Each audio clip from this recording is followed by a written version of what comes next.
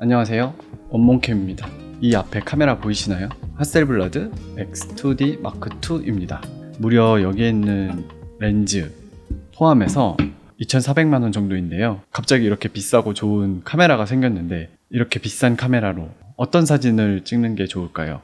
그 전에 이렇게 비싼 카메라가 어떻게 제 손에 들어왔는지 궁금해 하실 텐데요. 반도 카메라에서 카메라와 렌즈를 대여해 주셨고요. 제작 지원을 해 주셨습니다. 반도 카메라라는 곳을 한 번쯤은 들어보셨을 것 같아요. 충무로와 강남점이 있는데요. 과거에 고급 카메라들을 구경하기 위해서 가끔 충무로에 들러서 보기도 했었는데 이렇게 평생 한번 만져보기도 힘든 핫셀 중형을, 그것도 디지털 중형을 대여해 주신다고 하셔서 정말 기쁘면서도 한편으로는 좀 불안했습니다. 이 초고급 브랜드의 이미지, 가격, 초고화질로 유명한 이 카메라를 어떻게 써야 할까에 대한 그런 고민도 있었어요. 어쨌든 이런 기회가 흔하지는 않으니까요. 그래서 이 고가의 카메라로 무엇을 찍으면 좋을까 한참 고민을 하다가 갑자기 가족들이 떠오르더라고요. 마치 좋은 차를 사면 가족들을 먼저 태우고 싶잖아요. 그거랑 비슷한 심리겠죠? 그래서 오랜만에 가족 사진을 찍어보면 어떨까 생각을 했습니다. 사실 가족 사진을 찍기가 쉽지 않은 것 같더라고요. 제가 일로서 이제 페이를 받게 되면은 일종의 어떤 책임감이 생기고 돈값은 해야 된다는 생각 때문에 의지도 생기고 열심히 찍기도 하지만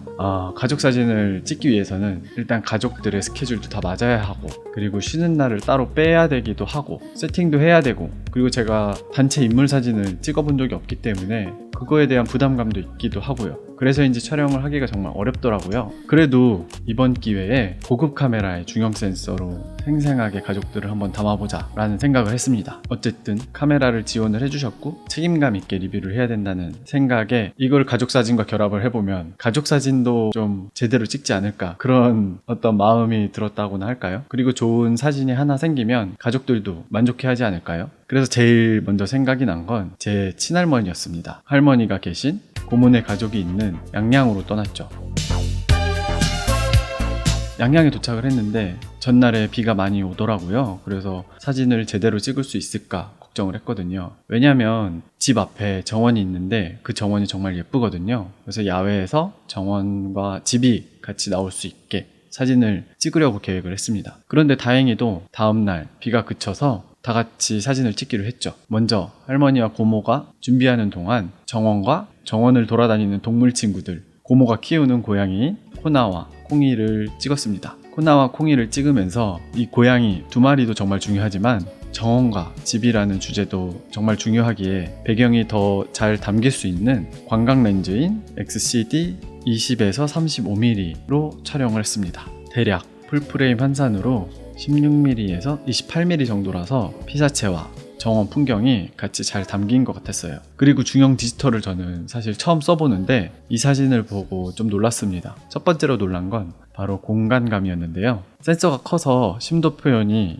풀프레임보다 유리한 부분이 있잖아요. 풀프레임도 충분히 공간감이 있다고 생각을 했었는데 실제 큰 모니터로 보니까 중형은 역시 다르긴 다르구나 라는 그런 느낌이 들더라고요. 그리고 X2D 마크2는 거의 1억 화소 수준의 고화소 결과물이 나오는데요. 그래서인지 고양이의 눈과 털, 그런 디테일들이 살아있어가지고 이 디테일들이 공간감을 더 극대화시켜주는 것 같더라고요. 제가 삼각대를 설치하는 동안 정원 사진은 제 짝꿍이 맡아서 찍었었는데요. 중형이라서 무게가 꽤 나가긴 했지만 그래도 열심히 찍더라고요. 큰 센서에 고화소라서 흔들림이 취약하지 않을까 걱정을 했는데 생각보다 깔끔하게 잘 나오더라고요. 그래서 나중에 알아보니까 손떨방이 10스탑이라고 하더라고요. 그 정도는 거의 제 기준에서 밤에 1초 정도 가량을 핸드헬드로 찍을 수 있겠다 싶었습니다. 실제로도 밤에 정원을 촬영을 했는데 확대를 해보면은 흔들림 없이 잘 촬영된 모습을 볼 수 있었습니다. 그리고 사진을 찍은 짝꿍의 후기로 마치 매거진에 들어가는 사진들처럼 나온다고 정말 좋아하더라고요. 여름이라서 포도가 잘 익어가지고 포도를 따는 고모님의 사진, 그리고 정원에 날아다니는 나비들, 꽃들, 에디터 출신이라서 그런지 마치 진짜 매거진 촬영을 하듯이 다양한 소품들 컷과 인물 컷들을 담더라고요. 주로 여기 XCD 75mm 렌즈를 사용해서 찍었습니다. 줌 렌즈보다는 그래도 가벼워가지고 들고 다닐 만한 무게와 사이즈를 가지게 되더라고요. 이제 대략 준비가 끝나고 집 앞에 모여서 촬영을 진행을 했습니다. 집과 인물이 다 같이 나와야 하고 나중에는 고양이와 같이 찍어야 하는 컷인데요. 왠지 광각줌 렌즈를 사용하는 게 맞을 것 같아서 XCD 20에서 35mm 렌즈로 먼저 촬영을 했습니다. 그래도 컨디션이 좋은 초반에 제일 어려운 부분부터 촬영을 하는 게 좋을 것 같아서 먼저 전체 인물샷과 그리고 고모가 키우는 코나 고양이 할아버지와 같이 찍기로 했습니다. 먼저 전체 단체샷을 찍으려고 했는데요. 저까지 나와야 하는 컷이잖아요. 그래가지고 전용 앱으로 블루투스 연결을 해서 무선으로 촬영을 했습니다. 사진을 잘 보시면 제 오른손이 뒤로 가 있는데요. 핸드폰으로 셔터를 누르고 있는 모습입니다. 이 부분이 근데 좀 아쉽더라고요. 왼손으로 핸드폰을 들고 자연스럽게 고모부 팔 뒤에 숨겨서 촬영을 했으면 더 좋았을 것 같다는 생각이 이제서야 듭니다. 그리고 촬영을 할 때 일부러 좀 더 넓게 촬영을 했습니다. 그냥 육안으로 봐서는 집 전체가 나오는 것도 이쁘지만 혹시 나중에 모니터나 사진으로 봤을 때는 집 전체가 나오는 컷보다 보기 좋게 프레이밍 하는 게 좋을 것 같을 수도 있을 것 같아서 미리 광각으로 촬영을 했습니다. 일단은 집의 정원과 툇마루 부분이 메인이어서 그 부분을 중점으로 찍었고요. 나중에 모니터로 보니 역시나 왼쪽에 정리되지 않은 부분들이 있어서 그쪽을 크로핑을 하니까 사진이 좀 더 깔끔해 보이고 보기가 좋더라고요. 화소가 1억 화소로 정말 크다 보니까 크롭을 해도 인쇄나 액자로 만들 때 사진 품질에 거의 영향이 없을 것 같았습니다. 그리고 다음 컷이 정말 걱정이었는데요. 고양이 코나와 같이 찍는 가족 사진이었어요.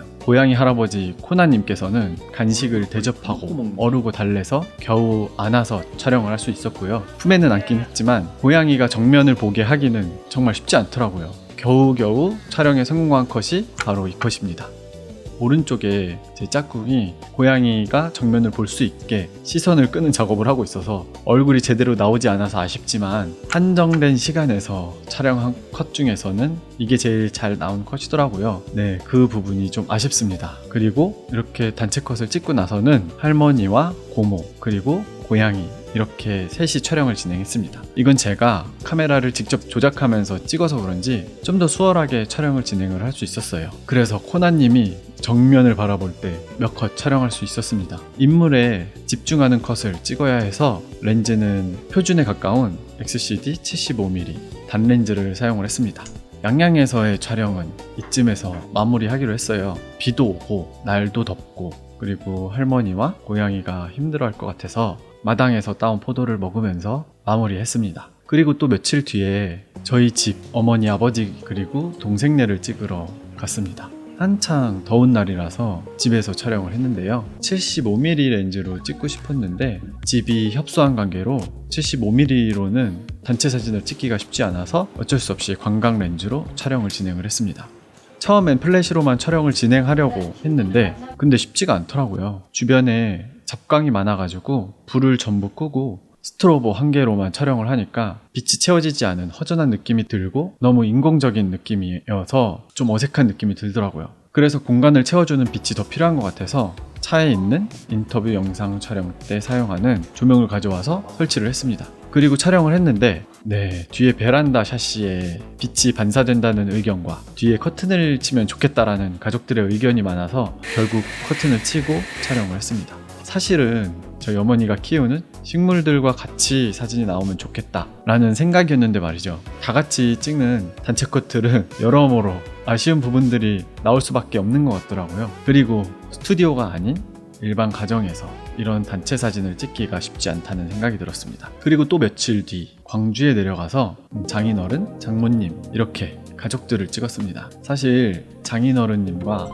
장모님 사진을 제대로 찍는 것은 처음이었는데요. 역시나 집에서 촬영하기엔 좁아서 집 앞에 있는 마당 같은 공간에서 촬영을 진행을 했습니다. 원래는 가까운 호수공원이나 공터 같은 곳에서 촬영을 할까 했지만 이날 날씨가 너무 더워서 결국 마당 앞에 나무 그늘에서 촬영을 진행을 했습니다. 그늘이 있어서 얼굴에 그림자가 생기긴 해서 약간 아쉽긴 했지만 스튜디오가 아닌 야외에서 찍은 사진이라 어쩔 수 없고 날이 너무 더워서 더 진행하기가 쉽진 않더라고요. 그래서 이쯤으로 촬영을 마치고 다음번에 기약하기로 했습니다. 네, 이렇게 가족들 사진을 찍었는데요. 길다면 길고 힘들다면 힘들고 솔직히 좀 힘들긴 했습니다. 각각 사는 곳도 다르고, 그리고 사진을 찍기 위해서 자리도 잡아야 하고요. 그리고 단체 사진에 대한 각자의 의견들도 정말 많더라고요. 그래도 카메라 리뷰를 핑계로 가족들을 촬영하고 만나러 가는 과정 자체가 정말 재밌었고요. 뜻깊었던 것 같습니다. 사진을 핑계로 오랜만에 찾아가서 밥도 같이 먹고 근황 얘기도 하고, 그리고 촬영을 진행을 하면서 이런저런 참견도 하고 같이 사진을 만들어가는 그런 과정들이 재밌었던 것 같아요. 그렇게 이번에 가족들과 사진을 찍으면서 깨달은 게 3가지가 있는데요. 첫 번째로, 생각보다 가족들 사진을 많이 찍지 않았구나. 앞으로 자연스러운 사진들을 담으려고 노력을 해봐야겠다 라는 생각을 했고요. 그리고 두 번째로는, 의외로 가족 사진이 정말 찍기 힘들다. 전 사실 스튜디오에서 찍는 것보다는 생활감이 있는 공간에서 촬영을 하는 게 더 좋을 것이라고 생각을 했습니다. 좀 더 이 부분은 제가 연구를 해서 어떻게 잘 찍을지 공부를 해봐야 될 것 같고요. 편하게 찍으려면 스튜디오가 정답인 것 같습니다. 처음에 양양 고모네처럼 마당이 있거나 아니면 집 거실이 정말 넓지 않다면 오히려 가족들과 여행을 떠나서 찍는 것도 괜찮은 방법일 것 같다는 생각도 들었습니다. 그리고 3번째로는, 아기, 고양이를 찍는 사진가분들이 정말 존경스럽다고 생각을 했습니다. 이거는 노하우와 경험이 있어야 하는 분야인 것 같아요. 저에겐 정말 힘든 영역이더라고요. 사실 하루 종일 따라다니고 계속 카메라를 볼 때까지 기다리면은 찍을 수야 있겠죠. 근데 보통 사진을 촬영을 하는 게 에너지도 정말 많이 들고 찍히는 사람들도 힘들기 때문에 한정된 시간 안에, 한정된 이벤트 안에서 촬영을 해내야 하는 부분이 정말 어려운 부분인 것 같습니다. 그리고 2-3주간 X2D, 마크2 중형 디지털 카메라로 찍어본 경험에 대해서도 말씀을 한번 드려보면요. 일단 장점은요, 이게 제일 크죠. 정말 고화질, 고화소, 그리고 고용량의 사진이어서 크롭의 자유도가 어마어마하고요. 그리고 후반 작업을 많이 하는 광고나 인물 프로필 사진, 잡지 컷 등에 정말 쓰기 좋을 것 같다는 생각이 들었어요. 그리고 두 번째로는, 의외로 하셀블레드의 UI가 정말 편하고 직관적이어서 좋다는 생각이 들었습니다. 뒤에 LCD가 큼지막해서 그런지 아이콘들도 시원시원하고 직관적이고 심플해서 원하는 메뉴를 빠르게 찾기 정말 좋았습니다. 그리고 3번째는, 넉넉한 내부 저장 용량이 있어서 정말 좋았습니다. 따로 카드를 챙기지 않아도 될 정도의 넉넉한 용량이 있고요. 그래서 카드를 챙겼나 안 챙겼나 하는 불안함도 없고요. CF 익스프레스 카드도 지원을 해서 혹시 모를 에러에 대비해서 백업용으로도 쓰기 좋은 것 같습니다. 그리고 위에서 말했다시피 용량은 화질에 비례하잖아요. 사진 파일 하나에 200메가 정도 하더라고요. 사진을 여러 장 촬영을 하면서 이거 복사하는데 정말 시간이 오래 걸리지 않을까? 걱정을 했었는데 전송 속도가 정말 빠르더라고요. 하루는 제가 대략 500장 넘게 촬영을 했는데 약 한 120기가 정도죠? 제 맥북에 옮기는데 체감상 5분도 안 걸렸던 것 같습니다. 그래서 정말 만족스럽게 촬영을 했고요. 그리고 카메라의 빌드 퀄리티가 정말 대단합니다. 이 정도의 카메라를 제가 만져본 경험이 거의 없는 것 같아요. 카메라의 디자인이나 이런 마감이나 디테일들이 정말 좋더라고요. 버튼을 눌렀을 때 압력이라든지 다이얼을 돌렸을 때 촉감, 그리고 심지어 오른쪽에 충전을 하는 부분, 이런 부분들이 마감이 정말 뛰어나고요. 역시 고급 카메라라는 생각이 들었습니다. 그럼에도 불구하고 아쉬운 점이 몇 가지 있었는데요. 먼저 비싼 가격이겠죠. 그리고 비싼 가격에 따르는 파손과 도난, 이런 걱정들.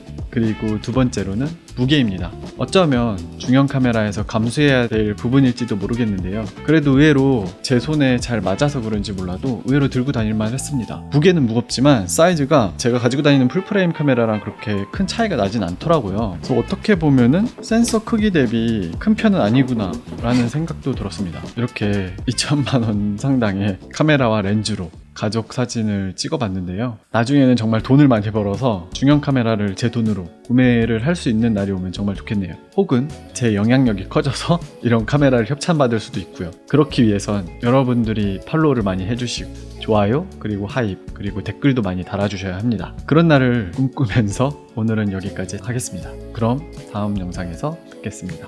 안녕.